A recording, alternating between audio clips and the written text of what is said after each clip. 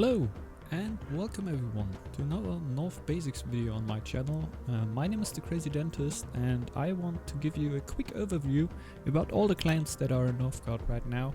And if you happen to be a new player that doesn't really know what clan he wants to play because he doesn't really know what are the different benefits of the clan, what are the strengths, what are the weaknesses of them, I just want to give you here a quick overview so you can just watch it. Not going to go too deep into the clans, so pardon me on that. I don't want that to get too much of a long video. But yeah, I hope you can get something out of it. And if you really have no clan, no clue what the different clans can do good, this will really help you to get a good foot into the game. So let's just start into it. We're just going to do the normal order like they are listed here. So we're gonna start with the Wolf clan. It's called the Fernir. Yeah, this is they are a very aggressive clan. You gotta admit that. They benefit a lot of killing neutrals. So it doesn't really matter if you just kill wolves and bears. So wolves will give you 20 food and bears will give you 140 food. I'm quite sure. And yeah, you can also go for pillage that will give you for every kill that weren't a wolf or a bear. So any other unit than that is killed outside of your territory will give you plus 15 gold. So you can get a quite good amount of gold by rushing other players or by example the Jötnar, sorry, I mean the kobolds of course, because they respawn quite fast and you can generate a lot of gold with that technique. Yeah, and they will get their army will eat 30% less food too, what will always lead them into a bigger army than you would have at the other clan, because they also get a little bit of happiness for the army, not as much, so you can't really run around with always just 10 army around, but you will have some army out all the time just to give you that good amount of happiness what you will need. You will always have a berserker out if you can, and try to heal that up and always try to kill everything around you to get your benefits out of it. That is basically what you want to do as wolf. So if you don't happen to be a real aggressive player, the wolf should be the first choice for you. It can still be a lot of fun, but yeah, it will really force you into aggressive playstyle if you really want to do good with it. So yeah, be aware of that. And with that, we're just gonna go for the next clan. It's the Stag clan. I really like to play them, and yeah, always liked it. The newr, really cool clan. You start with bonus resources with plus 75 of food, wood and gold. That really helps you out in the start of the game. Can give you some newer plays if you really start new in the game. You can try out a little new things like getting a really early silo out if you don't happen to have any food tiles around you, just to help you out a little bit with the food. So it's a really yeah, all-in-one clan, I can actually say, because you can really good adapt to every situation. You have a good rush build order if you want to go for it, so you can really compete with the wolf or the other aggressive clans in that sense. But you also have quite a good eco, so if you hit the 500 fame by example, you get 10% production bonus on all your buildings that are upgraded, so it really makes the stack a good choice in longer term games too. So always keep that in mind. The stack can really explode in the late game economy. Also, you get at the 200 fame mark, of course, even more resources than you got before. You will get the double of that what you got at the start, plus 10 stone, what really can make a difference, because you just 10 stone, the Stag clan gets more than every other clan in any game. Just in any game you get plus 10 stone. That's really cool, that's really strong, and can really help you to just upgrade the building a little bit earlier and get your eco a little bit better. And then of course you have the Hall of Skulls too. The Hall of Skulls costs no gold, pretty much does the same thing than the brewery, but skulls will also produce maybe gold for you if you go for the right lore for it, but they will in any case produce fame for you, and that's mostly why the Stag is oftentimes leading in the late game fame counts, because you just have the scouts out. Maybe even went for the glory of the clan, that will give you more fame throughout the game. Yeah, that's word actually. So that's why the stack is really strong in the fame plays in the late game. Going back to the Haijun, that's the clan of the goat. Really strong eco clan. I think you could know that. I don't know. Yeah, if you're a nuke player, you maybe didn't know that, but the goat clan can really help you out to have a good eco behind you, just because you get 2 sheep at your at the start of the game, and you're the only clan that is able to build the sheepfold. So in the sheepfold, you can bring the sheep in there, and they will produce +5, +6. I don't quite know it. I will just say +5 to be on the safe side. Food, and yeah, will basically produce as much food as a villager. So you basically have a villager, that you get 2 villagers presented at the start, and if you find new sheeps on the map, you can always build new sheepfolds. And the cool thing about that is that usually if you upgrade a food building, like a field or something, a hunter's lodge, something in that sense, you get 20% bonus on every producing unit in there. So every farmer will give you plus 20% more food, and you can get a 3rd farmer in there. But in a sheepfold, it will actually improve the food production of the sheep in there by 50%. So that's a real big food bonus. So if you happen to have more sheep in your base, it can even be really cool if you have 3 sheepfolds to upgrade 2 of them and destroy the last, because your eco will just go so much up with it. It's really strong. Also, the production bonus of your feast is improved by 30%. You will naturally be feasting a lot as the goat. I can just throw it in right here. It's not too important, I think, right now for an overview, but you don't want to feast before the first winter has ended. So after the first winter in the spring, that's actually when you want to feast, because yeah, you just have more villagers that will be improved by the feast, and that will just give you better productivity. And in the later games, you will not be able to feast that much anymore, because they get so expensive. So you want to keep them up for the later games if you need them there. So just wait a little second there. At 200 fame, you will get 2 free tools to improve your villagers' productivity. This is really good. That can help you to really take off in the eco game, and one of the reasons why the goat clan is really strong, just beside this really strong lore tree, what I don't want to go too deeply in. If you want to see that, you can just go to the Northbasics video about the goat. I really think it's one of the strongest clans right now, and it should really be one of the strongest clans all around right now. So yeah, I had a lot of fun with it, and I think you can have it too. At 500 fame, you will even gain a free feast, and your defense tower and all military units gain plus 20% resistance when feasting. So it can be really cool to keep that feast up until you have a real big fight, and then you just feast and get insane resistance on your warriors, and maybe it will turn the fight in your favor. So going to the next clan, it's gonna be the Raven clan of Hugin and Munin. Yeah, the Raven clan is greatly based around trading, so you can colonize other tiles with runes instead of food, but you can turn that around. You can always click, I want to colonize now with food, and I think it's the double of the cost of crowns. So it would cost, no, I think it's even less, even a little bit less. Don't get me wrong there. I don't want to set up too much to sell a lot less crowns than food in any case. And yeah, it can really help you to take off in the early game, because you don't have the strongest food economy, but you don't really need it, because you can just take all the crowns you will getting around your base.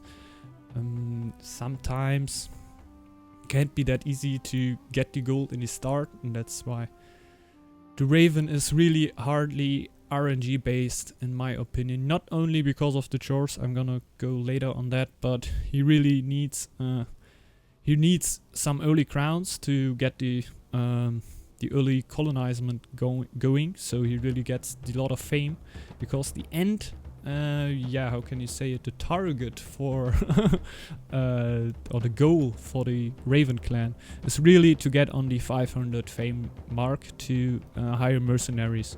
So mercenaries are basically attacks you send over the map to your enemy right to a coastal tile. So you can just click on your harbor, so it's not a dock for the Raven clan, and you can send for 200 gold, you can send mercenaries to other tiles you can scout with that harbor. So when you play Raven clan, you can already see when you send your sailors out and they drive around, you can already see that you can click a little button there, and for 10 crowns you can explore a random tile.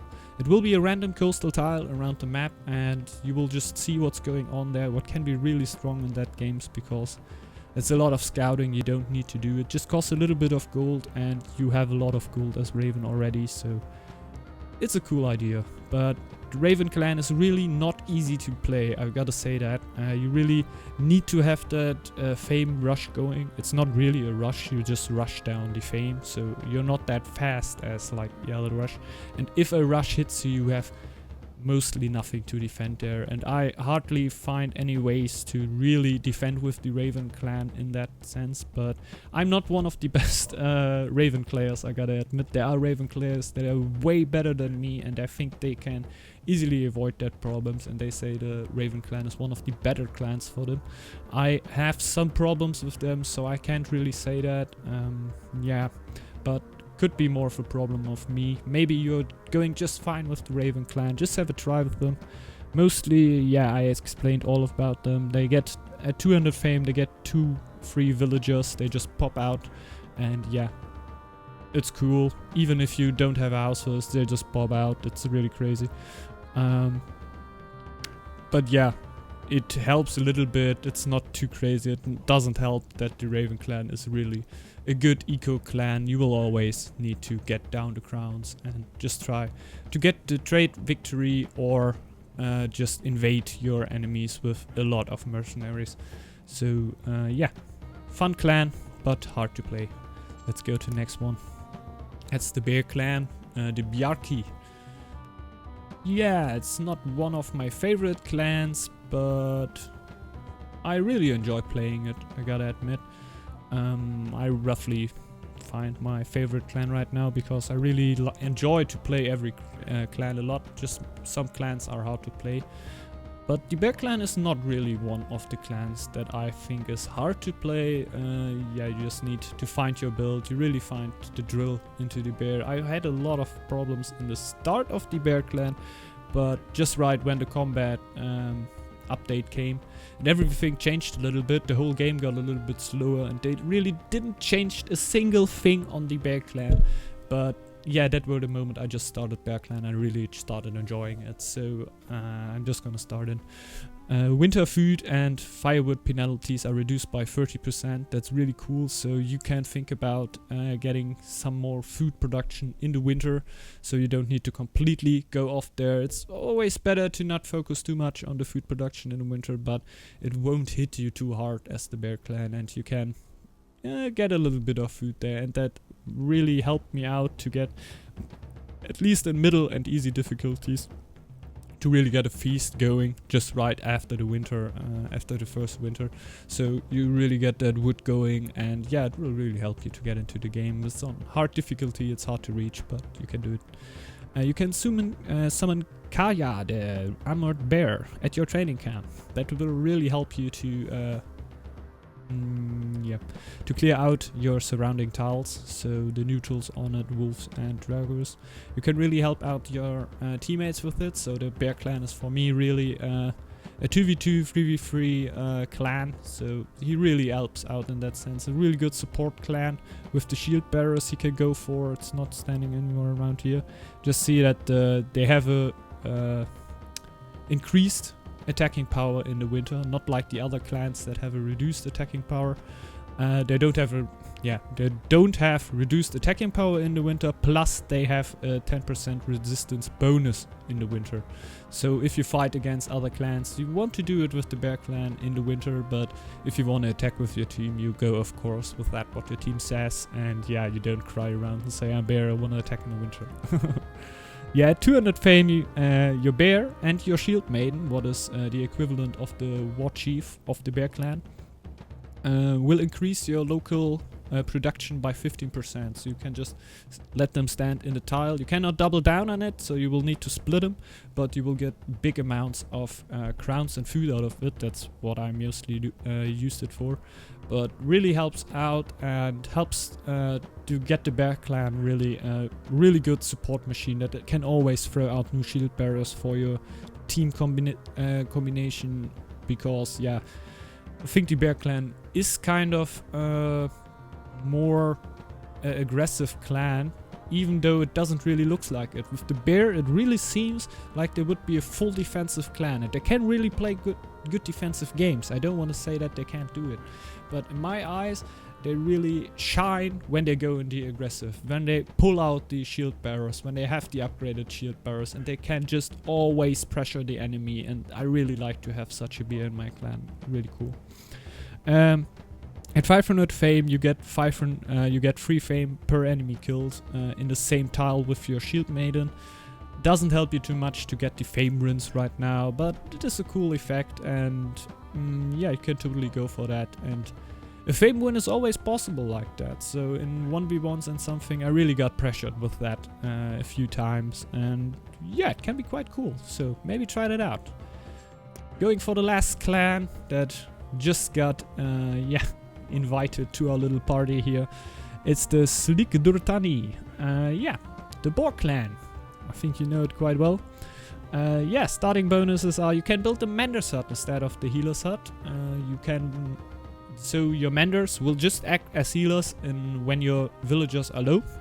But if your villagers are all healed, your Menders will start producing +2 lore for that time. So really a lore-based clan.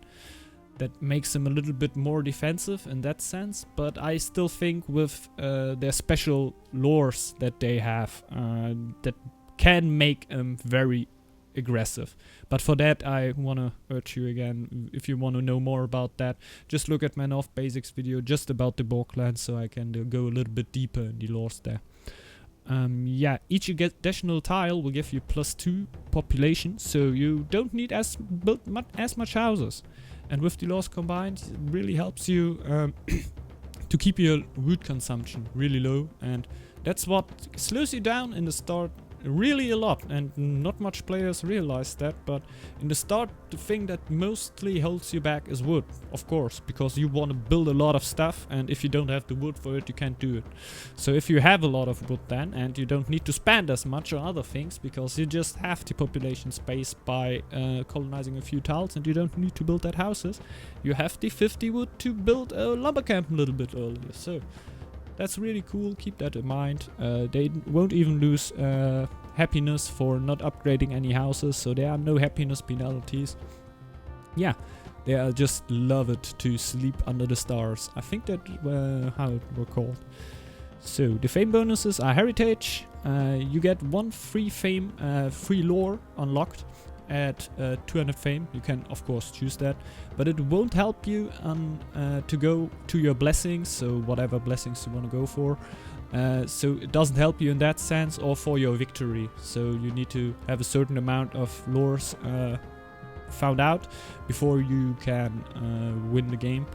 But this free knowledge won't help you to get closer to it, but it either won't give you like 1 more lore. So you don't need to get more lore just because you got that. Like, I think you know that if you go for lore win, after every lore you get like 1 level up and get a little bit more, you need a little bit more lore to unlock the next lore. But that won't happen. It really just acts, you get 1 free, it won't help you in any sense, you just get the lore, that's fine, and it's really cool. Yeah, at 500 fame you get the greater blessings, and that can be really cool, because if you go for lore, it can be that you at 500 fame already have 2 blessings unlocked, and yeah, I'm just gonna read it out, what they help you. The Friar's Blessing will give you blizzards, will reduce blizzard penalties by even 50%. By 50%, man. Like, blizzards are not that scary anymore in the late game, what is so cool, and just because of the nice blessing you went for. +5 happiness for Baldur's Blessing instead of +3, so you get +2 bonus for free. Bang, why not? Yard's Blessing, War Chiefs and Upgraded Towers get plus 10% attack. What can be really cool, because if you go for Yard's Blessing first, you're usually rushing right now, so can really help out. Even if you just play a defensive game, your towers get plus 10% attack, so that is really cool. So yeah, this video got a little bit longer than I intended, but yeah, it's really hard to just really fastly go over the clans, because the clans have so much special things about them. And yeah, even though it can feel like in the early game that they play quite similar out, like in the late game there are so many different tactics with the clans, and yeah, you can just experiment a lot with them and have a lot of fun in there, and I hope you have that. I'm just gonna close that video out here. If you enjoyed that, maybe consider to leave a sub. Yeah, see you in the next video. You can see my Northbasics video on all different clans, like in a single view in a little playlist. You can just see it in my channel. You can just watch that if you want to do that. If not, I'm just gonna see you in the next video. Have a great day, everyone, and yeah, see you back. Ciao.